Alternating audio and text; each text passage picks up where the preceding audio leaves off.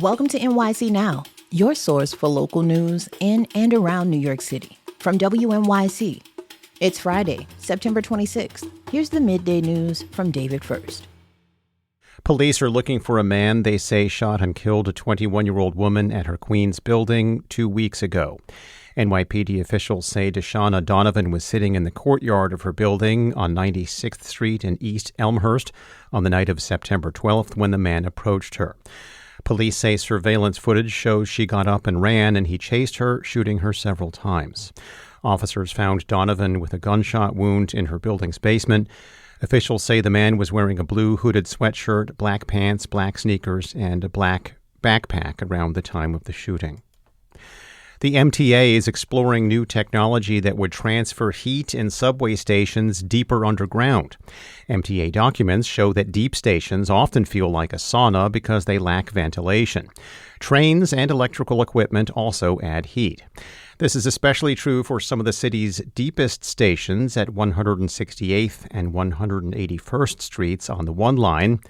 Maimouna Trayor regularly commutes through those stations. There should be some kind of AC or some kind of circulation, especially in the summertime. People get really, really hot and people can pass out. The cooling technology would use geothermal energy that would move heat deep into the earth. The MTA says there is no timeline to introduce this cooling system. For now, they are just shopping for ideas on how to make it work. 76 degrees right now. We're expecting mostly sunny skies today, getting up to a high near 80 degrees. Tonight, a low around 65, and then tomorrow, partly sunny, a high of 78, a good chance for some rain showers tomorrow night. Stay tuned for more after the break.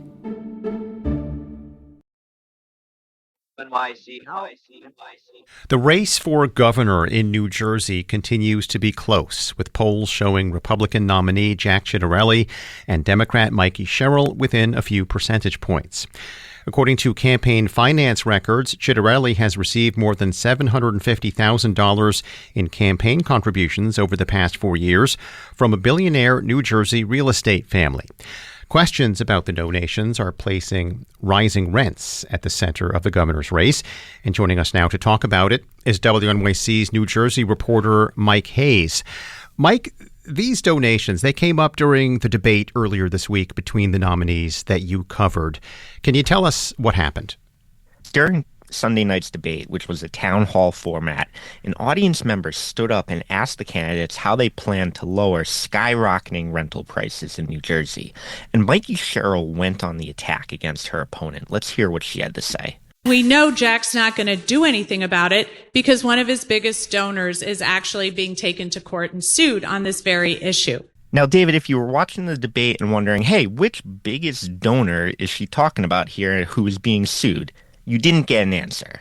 But the answer is the Kurtzes, a wealthy, politically connected family who owns 10,000 apartments across New Jersey. Richard Kurtz, the 85-year-old patriarch of the family, is a billionaire. And he once sold New Jersey's most expensive home for about $27 million. And not only has he donated thousands of dollars to Ciattarelli directly, he's given hundreds of thousands to super PACs supporting the Republican nominee. Most recently, he donated $200K to Kitchen Table Conservatives PACs the day after Ciattarelli won the Republican primary in June. His son, Jeff Kurtz, runs Camden Corporation. That's the family's real estate company. He runs it along with his father, and Jeff Kurtz has also donated thousands of dollars to Ciattarelli. Okay, so that's who the Kurtzes are. Sherrill mentioned they're being sued. Tell us what they're being sued for exactly. Yeah, so their company, Camden Corp., is one of 10 real estate firms named in a lawsuit brought by the New Jersey Attorney General Matt Platkin's office. Now, that lawsuit alleges that the companies use a price-setting algorithm by RealPage Inc. to drive up rental prices at their properties. In the lawsuit, Platkin alleges this behavior. He likens it to a cartel because he says, and this is all, we should note, this is all what the AG is alleging here, David. Nothing's been proved, that These companies illegally shared proprietary pricing information, and that amounts to price fixing in the market. And New Jersey is actually one of 9 states that are suing RealPage and landlords around the country over the use of this algorithm right now.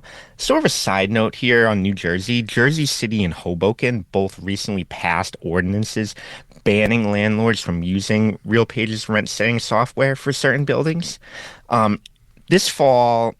Earlier this fall, to give you an update on the case, the landlords here in the New Jersey case, they filed a joint motion to dismiss the lawsuit. They called it baseless. And I spoke to Jeff Kurtz about this, and he told me that they intend to fight this lawsuit all the way and that they believe it's okay that they're using the price-setting software.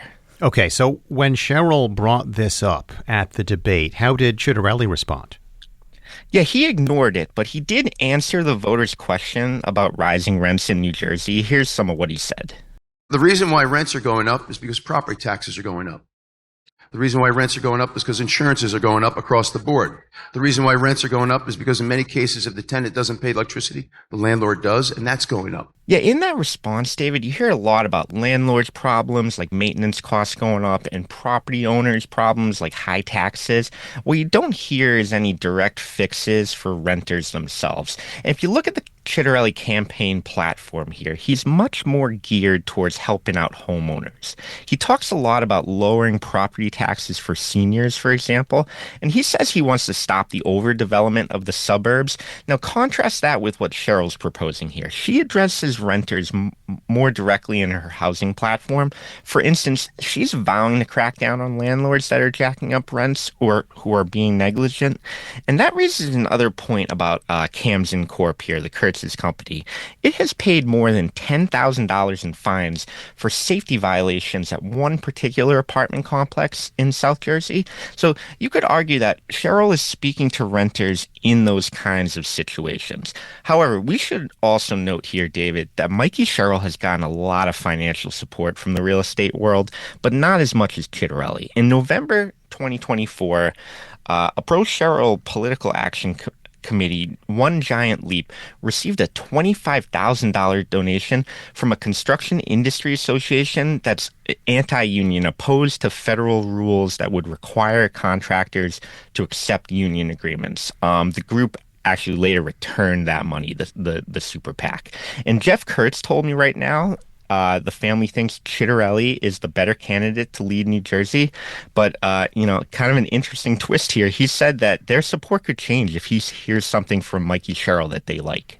All right. What role do we expect these donations to play as the campaign continues? Cheryl kind of went out of her way to use this question about rising rents to bring up the Kurtzes. I mean, it signals that it could become a bigger issue on the campaign trail. This race has tightened a lot in the polls since the spring. And political experts I've spoken with about this expect it to tighten even more as we get closer to Election Day. And, of course, affordability issues like rising rents, electricity prices, housing prices in general, they have dominated this campaign. Now, big, wealthy donors like the Kurtzes are just a fact of life in this day and age in politics. But some political observers say these particular donations from a real estate family caught up in a high-profile lawsuit over alleged price fixing could turn off voters.